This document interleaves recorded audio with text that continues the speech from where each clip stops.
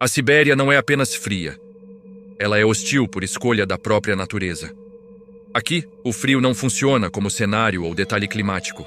Ele age, ele ataca. Ele decide quem continua respirando. É uma presença constante, invisível, que transforma cada segundo ao ar livre em um teste de sobrevivência.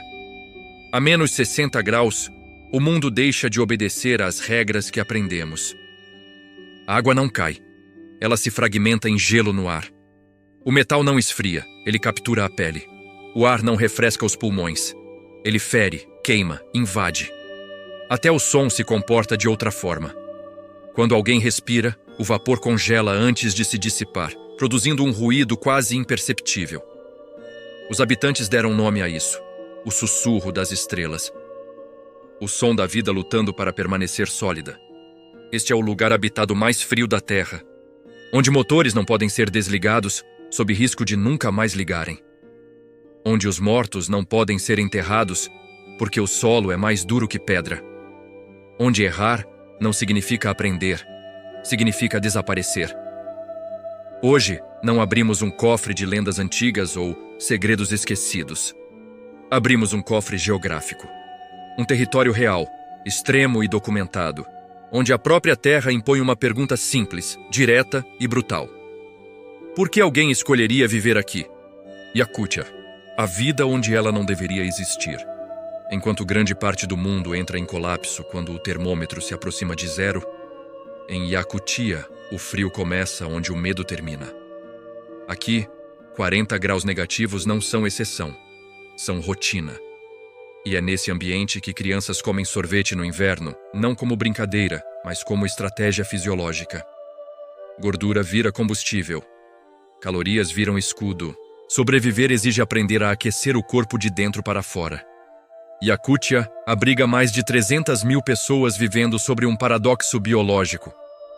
Tudo o que conhecemos sobre conforto, repouso e normalidade deixa de fazer sentido. Carros nunca são desligados, porque um motor frio pode significar morte certa na próxima tentativa de partida. Casas não descansam. O aquecimento precisa funcionar 24 horas por dia, sem falha. Um erro técnico não causa desconforto. Causa evacuação imediata. O frio não perdoa manutenção atrasada. O cotidiano aqui é um estado de alerta permanente. Cada saída de casa é calculada. Cada camada de roupa é estratégica. O tempo de exposição ao ar livre não é medido em horas, mas em minutos seguros.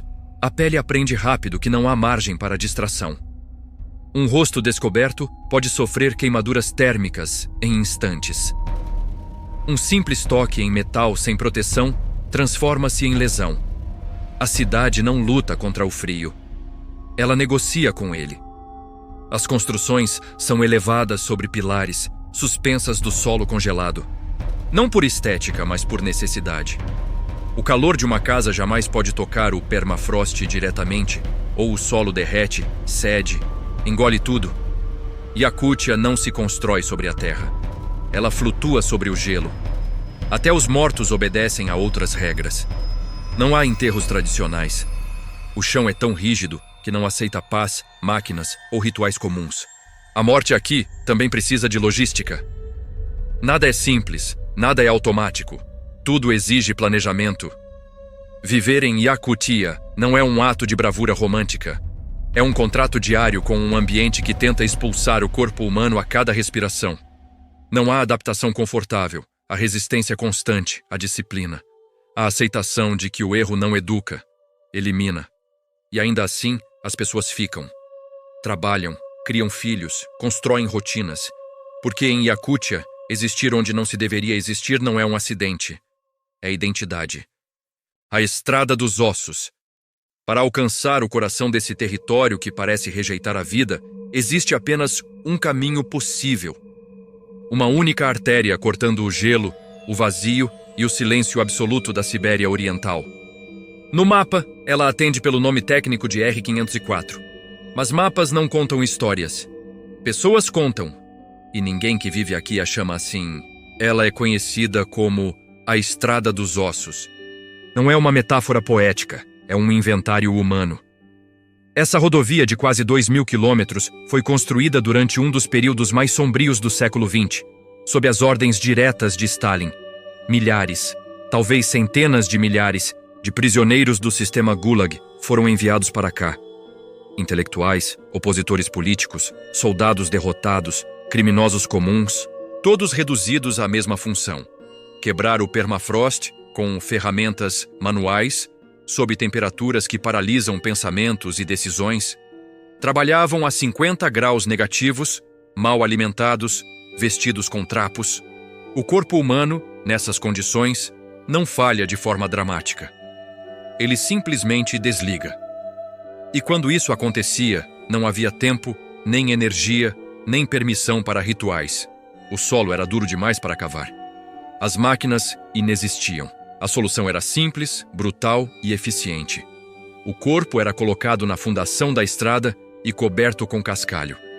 A estrada não foi construída sobre o terreno. Ela foi construída com pessoas. Cada quilômetro percorrido hoje passa literalmente sobre restos humanos não identificados, não contados, não registrados. Não há lápides, não há nomes, não há números oficiais confiáveis. Apenas uma via asfaltada, ligando o isolamento absoluto ao resto do mundo, sustentada por vidas descartadas. Dirigir por essa estrada não é apenas uma travessia geográfica. É um deslocamento sobre um cemitério contínuo, um memorial que nunca foi inaugurado porque nunca foi admitido. E mesmo hoje, décadas depois, a estrada continua letal. A regra de ouro para quem se aventura por aqui é simples: nunca viaje sozinho.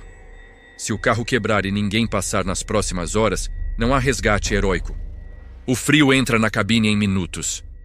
O vidro congela por dentro. O sangue engrossa. O tempo deixa de ser uma abstração e vira um inimigo concreto. Aqui, o erro não gera atraso, gera silêncio. A estrada dos ossos continua ativa, funcional, necessária. Mas ela cobra pedágio em memória. Cada viagem reforça uma verdade incômoda. Existem lugares onde a infraestrutura do mundo moderno foi literalmente pavimentada com vidas que a história preferiu não contabilizar. E seguir adiante por essa estrada não é apenas avançar no mapa, é aceitar que, em Yakutia, até o caminho exige respeito, porque ele foi feito de gente. Yakutsk, a cidade que flutua sobre o gelo. Yakutsk não toca o chão, e isso não é uma figura de linguagem. A maior cidade construída sobre permafrost contínuo no planeta precisou renunciar à ideia mais básica da arquitetura humana: fundações estáveis. Aqui, o solo não é terra. É gelo antigo, congelado há milhares de anos, um equilíbrio frágil. Se aquecido, ele derrete. Se derreter, afunda. Se afundar, destrói tudo acima. Por isso, Yakutsk flutua.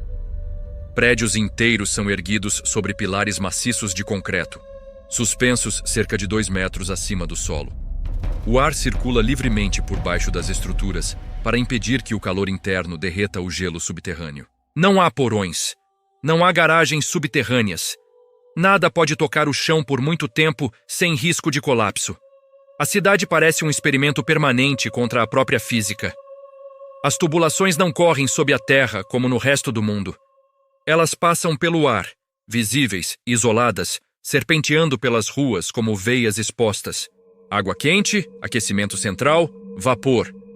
Tudo precisa estar em movimento constante. Se parar, congela. Se congelar, estoura. Se estourar, não há reparo rápido. Há perda. Aqui, uma falha técnica não gera transtorno. Gera abandono. As casas são fortalezas térmicas. Portas duplas, paredes espessas, janelas triplas seladas hermeticamente. Você não entra direto da rua para a sala. Primeiro atravessa um pequeno vestíbulo de isolamento. Uma câmara de contenção entre 2 mundos. Um erro comum, como deixar uma porta aberta por tempo demais, pode baixar a temperatura interna em minutos. E o sistema é implacável. O aquecimento vem de centrais térmicas que bombeiam água quente 24 horas por dia. Se o fornecimento falhar, os moradores entram em contagem regressiva. 3 a 5 horas. Esse é o prazo. Depois disso, a água dentro das paredes congela, expande e destrói toda a tubulação. A casa se transforma em um bloco de gelo, morta até a primavera, irrecuperável no inverno. Por isso, aqui ninguém mora de verdade. Aqui se mantém vivo. Cada dia é um exercício de vigilância. Verificar válvulas, escutar ruídos, sentir variações mínimas de temperatura. A cidade não dorme, porque não pode. O frio não permite distrações. No inverno, Yakutsk é envolta por um fenômeno ainda mais perturbador: o nevoeiro de gelo. Não é neblina comum. É o vapor da respiração humana, dos escapamentos, das chaminés. Congelando em suspensão no ar parado, a visibilidade cai para poucos metros. Pessoas caminham como sombras.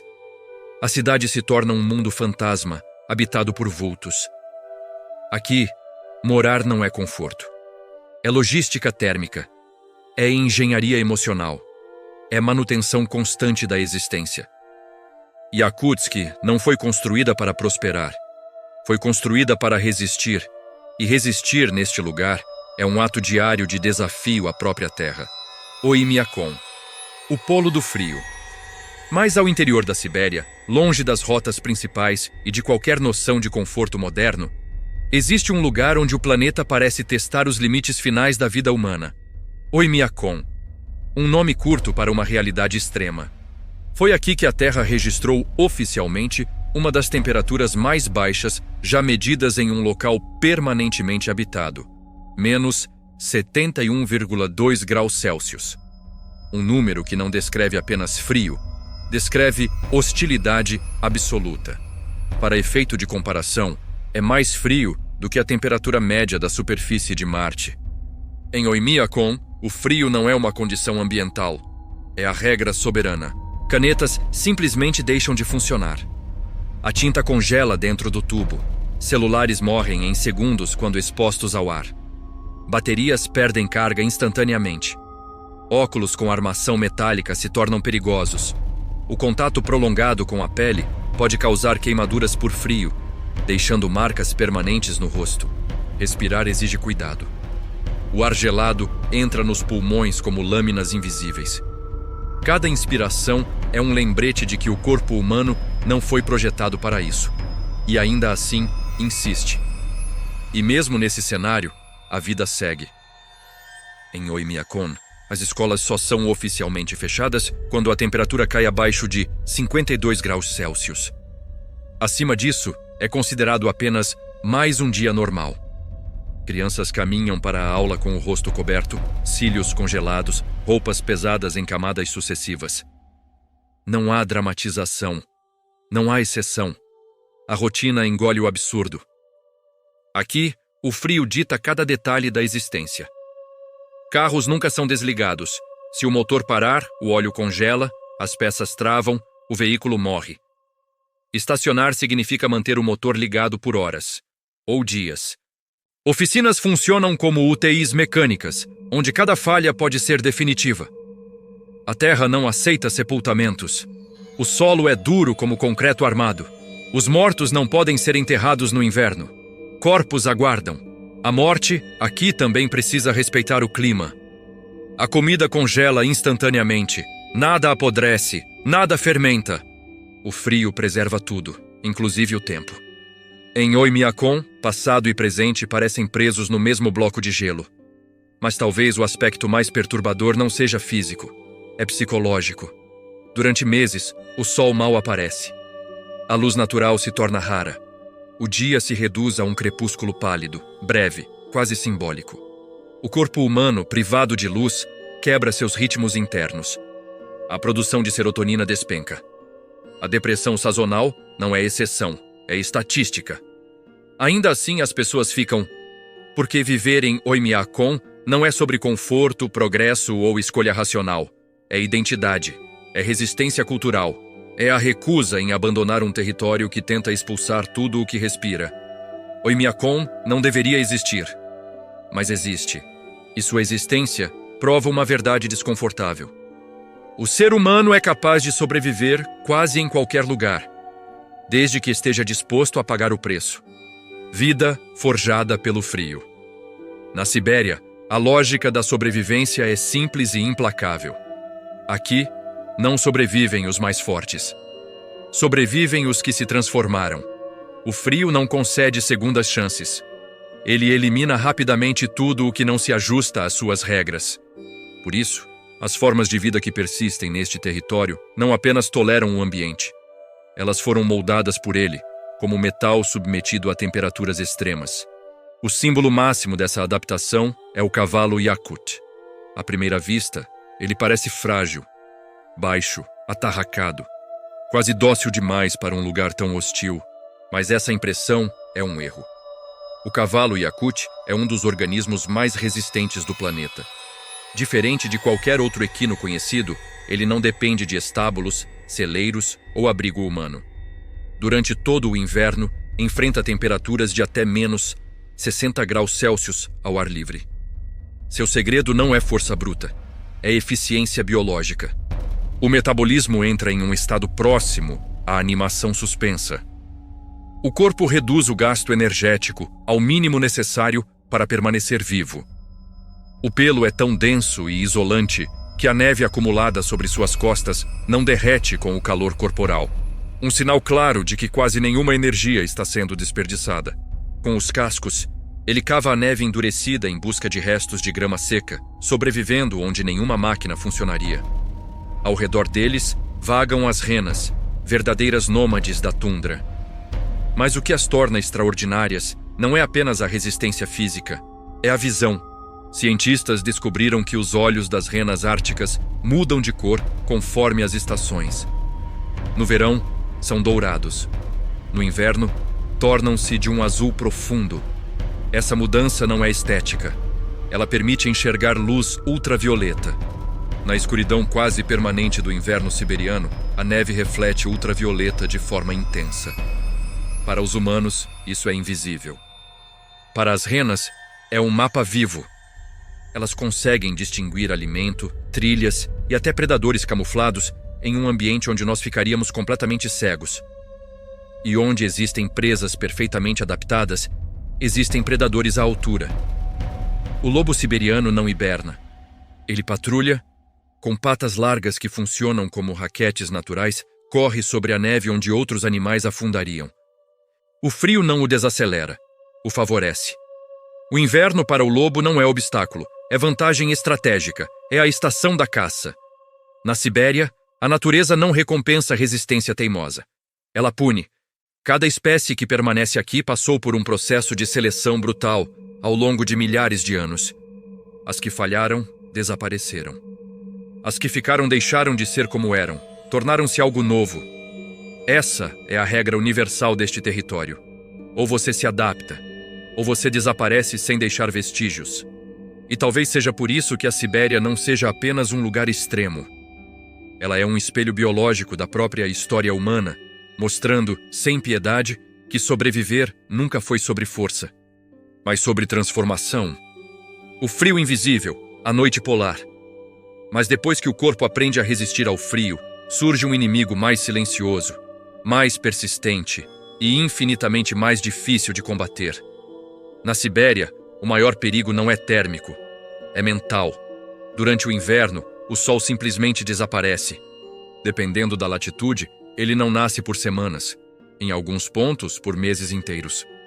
O dia deixa de existir como conceito.